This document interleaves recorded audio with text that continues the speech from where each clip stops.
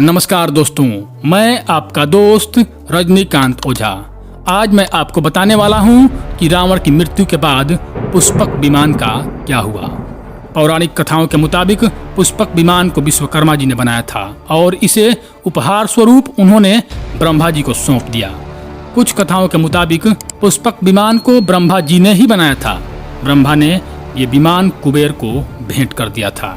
कहा जाता है कि अपने ताकत के बल पर रावण ने कुबेर से इस विमान को छीन लिया। इसके बाद रावण अपनी इच्छानुसार इसका उपयोग करने लगा।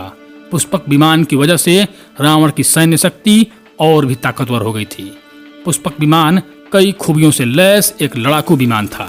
रामायण के सुंदरकांड के 7वें अध्याय में पुष्पक विमान के बारे में जानकारी मिलती है। पुष्पक विमान की आकृति मोर की तरह थी। यह अग्नि और वायु ऊर्जा से उड़ान भरता था। इसकी तकनीक इतनी उत्कृष्ट थी कि इसका आकार छोटा और बड़ा भी किया जा सकता था। इस विमान में सोने के खंभे लगे थे। इसकी सीढ़ियों पर कीमती रत्न जड़े थे।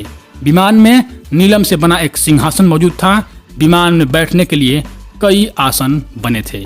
विमान कई प्रकार के चित्रों और जालियों से सुसज्जित था। पुष्पक विमान दिन के साथ रात में भी उड़ान भरने के योग्य था। आप जान लें कि पुष्पक विमान मंत्रों के जरिए सिद्ध था। विमान का चालक जब उन मंत्रों का जाप करता तभी वो उड़ान भर पाता था। पौराणिक कथाओं के मुताबिक पुष्पक विमान सिर्फ एक जगह से दूसरी जगह ही नहीं बल्कि दूसरे ग्रह तक की यात्रा करने में सक्षम था। यानी ये एक तरह का अंतरिक्ष यान भी था। जब प्रभु श्री राम ने रावण का वध कर लंका पर विजय पा लिया तब युद्ध के बाद भगवान श्री राम ने विमान का पूजन कर यह दिव्य विमान वापस कुबेर को सौंप दिया। कुबेर ने पुष्पक विमान को भेंट स्वरूप प्रभु श्री राम को पुनः दे दिया। जिसके बाद इसी पुष्पक विमान से प्रभु श्री राम, माता सीता और लक्ष्मण अयोध्या पहुंचे। तो दोस्तों, यह थी पुष्पक विमान की कहानी।